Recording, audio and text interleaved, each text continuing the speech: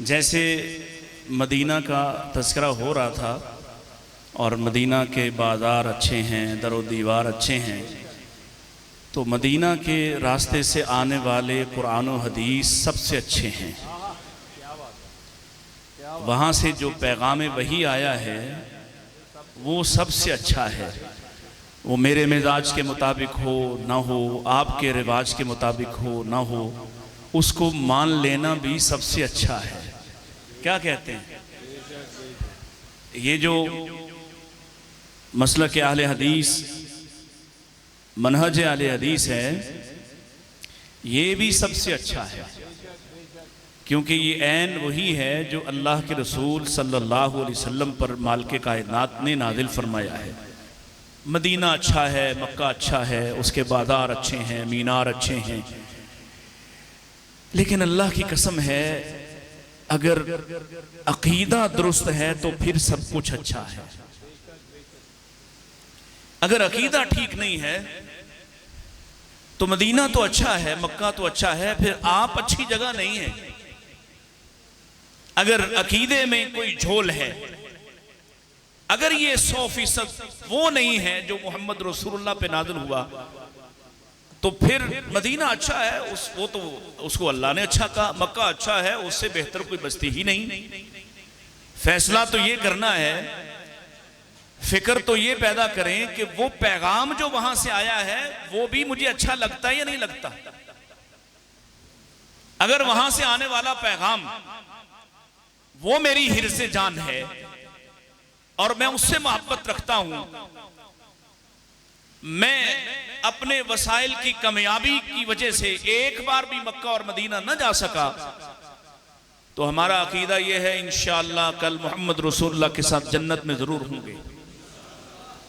और अगर हर साल क्या हर महीने वहां जाने वाला और वहां रहने वाला अगर उसका अकीदा अच्छा नहीं है, अकीदा ठीक नहीं है, उसने उस पैगाम को तस्लीम नहीं किया, तो अल्लाह फरमा चुके तब्बत यदा अबी लहबिम व तब मा अगना अन्हु मालुहु व मा कसब।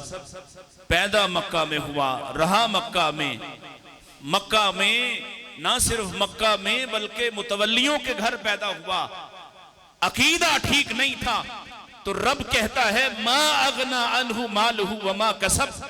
ना उसे उसका नसब बचा सका, ना उसका कोई कसब, ना उसके कोई मर्तबा, ना उसका कोई हुस्न उसको बचा सका।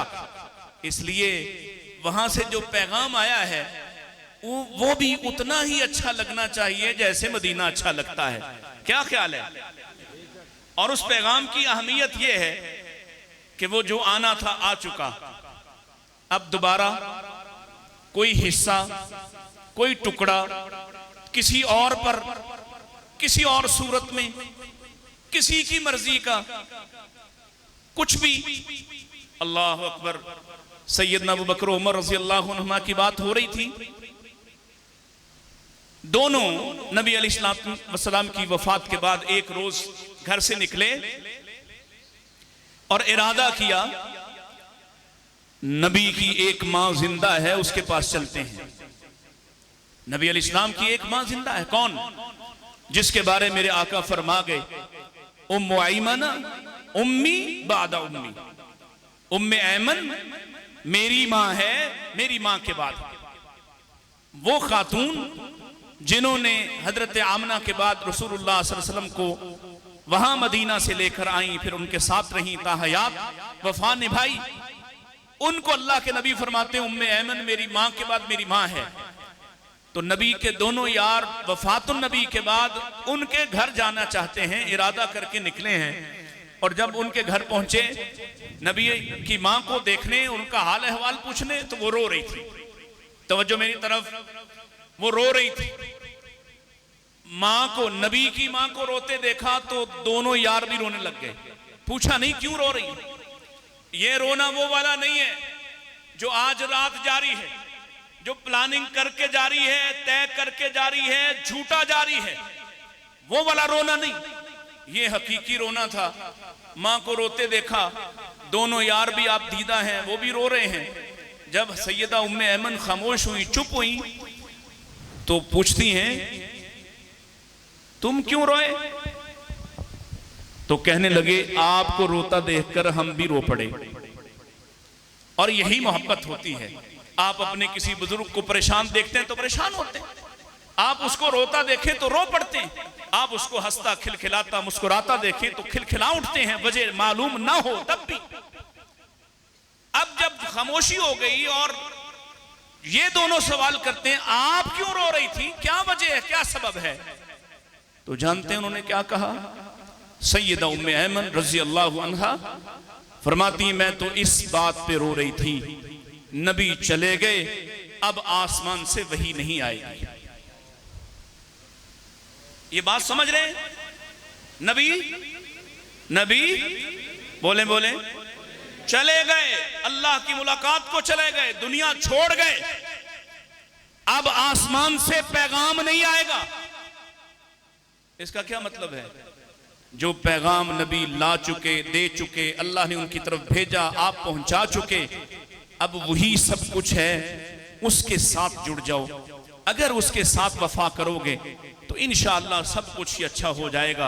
अल्लाह इंशाअल्लाह जल्द मक्का मदीना भी दिखा देगा, और फिर जो देखने का लुत्फ और मजा आएगा ना, सही अकीदे और सही नुक्ता नजर और मौकिफ के साथ, सही मनहज पर खड़े होकर। और अगर कब्रें पूछकर वहां जाना है तो 1000 बार भी जाओ, कोई फायदा।